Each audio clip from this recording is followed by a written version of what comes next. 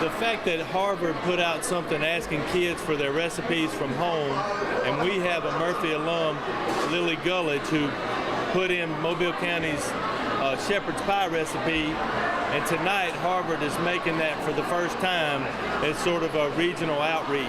Well, my best friend is Ethiopian, and she was just like, what is shepherd's pie? And so then we looked it up, and she thought that was the craziest thing she'd ever seen.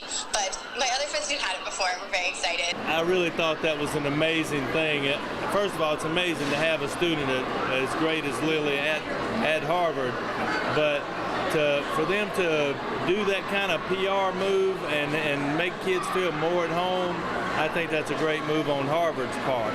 I actually am a fan. That and the Salisbury steak, which also was meat and mashed potatoes, were my favorite foods at Murphy. So I'm like genuinely excited to eat it.